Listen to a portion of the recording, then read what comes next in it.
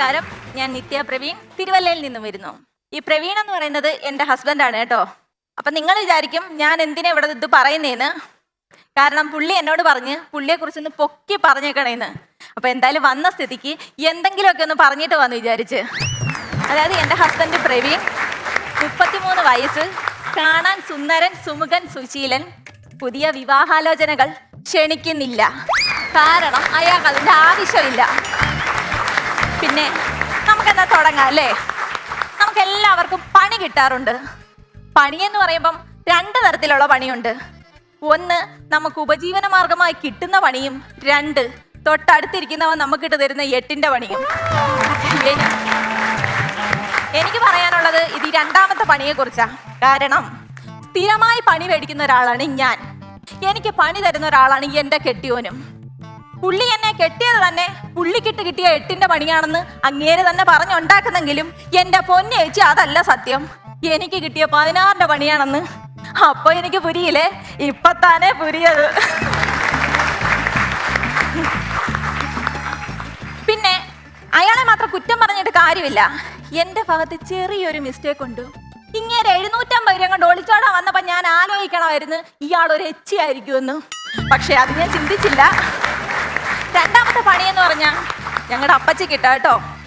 ഞങ്ങളുടെ കല്യാണമൊക്കെ കഴിഞ്ഞ് ആദിരാത്രി എന്ന് പറയുന്നൊരു സംഭവം ഉണ്ടല്ലോ. ഞങ്ങളുടെ ആദിരാത്രിയുടെ അന്ന് തലേന്ന് വരെ യാതൊരു കുഴപ്പമില്ലായിരുന്നു ഇങ്ങയുടെ അപ്പച്ചിക്ക്. പെട്ടെന്ന് എന്തോ ഒരു വല്ലായിക. എല്ലാ വീട്ടിലും കാണുമല്ലോ ഇതുപോലെ ഓരോ അമ്മാവന്മാരും അപ്പച്ചിമാരും ഒക്കെ അല്ലയോ. പുള്ളിക്കാരി തൊട്ടടുത്തുള്ള ഞങ്ങളുടെ ബെഡ്റൂമിൽ കയറി ഇങ്ങ് കിടന്ന്. ഞാൻ അതല്ല ചിന്തിക്കുന്നേ, ഈ തള്ളയ്ക്ക് ആ വീട്ടിൽ ഇത്രയും റൂമുകൾ ഉണ്ടായിട്ടും ഞങ്ങളുടെ റൂം മാത്രമേ കണ്ടോളൂന്നാ. ഫസ്റ്റ് നൈറ്റ് കുളമാക്കിയെന്നുള്ള ഒറ്റ കാരണത്താ പിറ്റേന്ന് രാവിലെ 5:30 ട്രെയിനി പല്ലുപോലും തേക്കാതെ ഉറക്കം എഴുന്നേക്കാതെ കിടന്ന അപ്പച്ചിയെ എടുത്ത് ഇയാള് ട്രെയിനകത്ത് കൊണ്ടിരുത്തി. അപ്പച്ചി പറഞ്ഞ്, മക്കളെ അപ്പച്ചി പല്ലൊന്നും തേച്ചില്ലേ, പല്ലു തേപ്പം കുളിയൊക്കെ ഇതിനകത്ത് മതിയെന്ന്. ഏതാണ്ട് ഇന്ത്യൻ റെയിൽവേ ഇങ്ങനെയുടെ തറവാട്ട് സ്വത്താതാ പുള്ളിയുടെ വിചാരം. അതും പോരാഞ്ഞിട്ട് ഈ ട്രെയിൻ തിരുവല്ല വളവ് തിരിയുന്നത് വരെ ഈ വൃത്തികെട്ടവൻ കണ്ണ് ചിമ്മാതെ നോക്കി നിന്ന്. നമ്മൾ വിചാരിക്കും അപ്പച്ചിയോടുള്ള സ്നേഹം കൊണ്ടാണ്. ഒന്നുമല്ല. അഥവാ അപ്പച്ചി എങ്ങനെ ട്രെയിനകത്ത് നിന്ന് ഇറങ്ങി വന്നാലോ ഫസ്റ്റ് നൈറ്റോ നടന്നില്ല. ഏത് കാര്യം ഇതൊക്കെയാണെങ്കിലും പുള്ളി ഞങ്ങളെ പൊന്നുപോലെ നോക്കും കേട്ടോ. അങ്ങനെ പൊന്നുപോലെ നോക്കി അമ്മച്ചാണോ നേര് ഒരു തരി പൊന്നെന്റെയോ എൻ്റെ കൊച്ചിൻ്റെ ദേഹത്തോ ഇല്ല. അപ്പൊ നിങ്ങൾ നോക്കൂ, അപ്പൊ ഇതൊക്കെ എന്തുവന്നല്ലേ, ഇതെല്ലാം ഇമിറ്റേഷൻ ഗോൾഡ് കവറിങ് എന്ന് പറയും. ഇപ്പൊ പൊന്ന് വേണമെങ്കിൽ ഞങ്ങൾ ഏതെങ്കിലും ജുവല്ലറിയുടെ ഫ്രണ്ടിൽ ചെന്ന് വായും പൊളിച്ച് നോക്കി നിൽക്കണം. അതാ എൻ്റെ അവസ്ഥ. എന്നാലും ഇന്ന് വരെ ഒരു കുറവും പുള്ളി വരുത്തിയിട്ടില്ല. അപ്പൊ നിങ്ങൾ വിചാരിക്കാതെ എന്താണല്ലയോ, എന്തെങ്കിലും വേണ്ടായോ വല്ല കുറവും വരുത്തണമെങ്കിൽ. എന്നെ കണ്ടാ വിചാരിക്കോ ഒന്നും ഇല്ലാത്ത വീട്ടിലെയാണ്, വല്ല കുറവുണ്ടോന്ന് തോന്നുമോ? ഇത് തന്നെ എൻ്റെ വിഷയം. ഈ വണ്ണം കാരണം എനിക്ക് യാതൊരു വിഷയമില്ല. പക്ഷെ എന്നെ കാണുന്ന നാട്ടുകാർക്ക് ആ വിഷയം. കഴിഞ്ഞ ആഴ്ച ഞാൻ എൻ്റെ വീട്ടിൽ ചെന്ന് നിന്നപ്പം അക്കരെ താമസിക്കുന്ന ഒരു ചേച്ചി ഓട്ടോ വിളിച്ച് ഇക്കരെ വന്നിട്ട് എന്നോട് ചോദിക്കുക, എൻ്റെ നിത്യേ നിനക്ക് എന്നാ വണ്ണം അടിയുന്നു.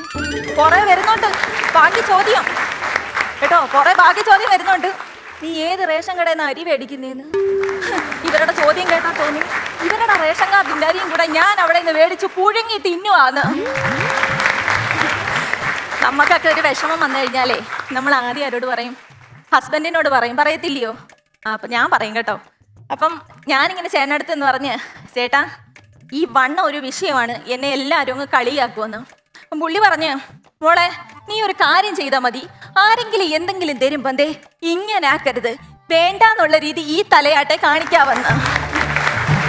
പുള്ളി എന്നെ ആക്കിയതാണെന്ന് എനിക്ക് മനസ്സിലായില്ലെങ്കിലും അന്ന് ഞാനൊരു തീരുമാനം എടുത്ത് ഡയറ്റ് ചെയ്ത് ഈ വണ്ണം ഞാൻ കുറയ്ക്കുമെന്ന്. പിന്നെ ഞങ്ങളുടെ വീട്ടിൽ ഒരു കാര്യമുണ്ട് കേട്ടോ, ഞാൻ എന്ന് ഡയറ്റ് ചെയ്യാൻ തീരുമാനിക്കുന്നു അന്ന് ഈ വൃത്തികെട്ടവൻ പോയി പുറത്തുനിന്നൊരു 10 പൊറോട്ടയും ചിക്കൻ ഫ്രൈയും കൊണ്ടുവരും. ഞാനില്ല പൂച്ച ഉണക്കമീൻ തലയൊക്കെ നോക്കിയിരിക്കുന്നതാണ്. കുറച്ച് സമയമൊക്കെ നോക്കി ഇരുന്നിട്ട് പിന്നെ എനിക്ക് കൺട്രോൾ കിട്ടത്തില്ല. കാരണം നമ്മൾ മനുഷ്യനല്ലയോ. നൈസായിട്ട് അങ്ങ് താഴോട്ട് ഇറങ്ങിയിരുന്നിട്ട് അതിൽ നിന്നൊരു 2 പൊറോട്ട എടുത്ത് ഇങ്ങോട്ടങ്ങ് മാറ്റി വെക്കും. എന്നിട്ട് ആ 8 പൊറോട്ട ചിക്കൻ ഫ്രൈ ഞാനങ്ങ് കഴിക്കും.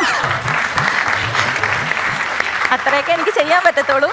ഇത് കഴിച്ചു കഴിയുമ്പോഴത്തേക്ക് ചേട്ടൻ പറയും, ഒരു 5 ഡയലോഗാ, എന്റെ പൊന്നു മോളെ, നീ എന്തിനാ വിഷമിക്കുന്നേ? നിനക്ക് വന്നോളേനെ എനിക്ക് വിഷമമില്ല.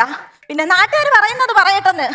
സത്യം പറയാലോ, ഈ മനുഷ്യൻ പെട്ടെന്നൊരു ദൈവദൂതനെ പോലെ എൻ്റെ മുന്നിൽ അങ്ങ് പ്രത്യക്ഷപ്പെടുന്നതായിട്ട് എനിക്ക് തോന്നും. അങ്ങനെ ഈ ദൈവദൂതനെ ഞാനും കൂടെ വൈകിട്ട് പുറത്തു പോയി. അപ്പൊ ഞങ്ങളുടെ പെട്ടിവണ്ടിയല്ല പോന്നേട്ടെ, ആപ്പയ്ക്കകത്ത് പുറത്തു പോയ സമയത്ത് പോലീസുകാരൊന്ന് വണ്ടിക്ക് കൈ കാണിച്ചു. ചേട്ടൻ വണ്ടി നിർത്തി. പോലീസുകാരോട് പറഞ്ഞു, സാറേ വണ്ടിയിൽ ലോഡുണ്ട്. നേരെ ബാക്കിൽ പോലീസുകാർ പോയി നോക്കി, ഇവിടെ വണ്ടിയിൽ ലോഡില്ലല്ലേ. അയ്യോ എന്റെ പൊന്ന് സാറേ, ബാക്കിലല്ല ലോഡ്, ഫ്രണ്ടിലാ. എന്നിട്ട് എന്നെ ചൂണ്ടിക്കാണിച്ചിട്ട് ഈ വൃത്തികെട്ടവൻ പറയുക 160 കിലോടാ ലോഡാ സാറേ, കറക്റ്റ് സമയത്ത് ഇറക്കിയില്ലെങ്കിൽ എനിക്ക് വീട്ടിൽ കിടന്നുറങ്ങാൻ പറ്റത്തില്ലെന്ന്. സത്യം പറയാലോ, ഈ ദൈവദൂതനെ പോലെ എനിക്ക് തോന്നിയ മനുഷ്യനുണ്ടല്ലേ, ഒരു പെട്ടെന്നൊരു നിമിഷത്തിൽ ചെകുത്താന്റെ രൂപത്തിലായങ്ങ് മാറി. കാര്യം ഏതൊക്കെയാണെങ്കിലും ഇങ്ങേരെ വെച്ച് നോക്കിക്കഴിഞ്ഞാൽ ഇങ്ങേരെക്കാൾ ഡീസന്റാ പുള്ളിയുടെ മാമൻ. മാമനെ കുറിച്ച് പറയുവാണെങ്കിൽ മാമൻ നല്ലൊരു പണിക്കാരനാ. ആർക്ക് എങ്ങനെ എപ്പോ പണി കൊടുക്കണമെന്ന് മാത്രം പറഞ്ഞാൽ മതി. അപ്പൊ നിങ്ങൾ വിചാരിക്കും മാമൻ എന്താ പണിയെന്നല്ലേ? എൻ്റെ മാമന് മേശിരി പണിയാം. മേശിരി പണിയെന്ന് പറഞ്ഞാൽ അറിയാലോ, വലിയ വലിയ വീടുകളും കെട്ടിടങ്ങളൊക്കെ കെട്ടുന്ന പണി അറിയത്തില്ലയോ? അതൊക്കെ പക്ഷെ പണി അറിയാവുന്ന മേശിരിമാർക്കാ. ഇത് ഒള്ളി ബാത്റൂം. അങ്ങനെ ആ പന്ന കളവായി 16ാമത്തെ ബാത്റൂമാ ഞങ്ങളുടെ വീട്ടിൽ കെട്ടിവെച്ചേക്കുന്നത്. അത് ഒരു മനുഷ്യൻ പോകണമെങ്കിൽ ഹരിമുരളീരവൻ പാട്ട് ശ്രുതി തെറ്റാതെ പാടണം, ഇല്ലെങ്കിൽ തൊട്ടടുത്തിരിക്കുന്നവൻ കയറിയിരിക്കും. എൻ്റെ മാമനും വല്ലിച്ചനോടാട്ടോ പണിക്ക് പോന്നേ. ഒരു ദിവസം വല്ലിച്ചൻ വന്നിട്ട് മാമനെ വിളിച്ചിട്ട് പറഞ്ഞു, എടാ നീ പണിക്കാൻ വരുന്നില്ലേ? എൻ്റെ പൊന്നു കൊച്ചാട്ടാ എനിക്ക് പനിയാന്ന്. വല്ലിച്ചൻ തൊട്ടൊക്കെ നോക്കി, എടാ ചൂടൊന്നും ഇല്ലല്ലേ കൊച്ചാട്ടാ, ഉള്ളിലാ പനിയെന്ന്.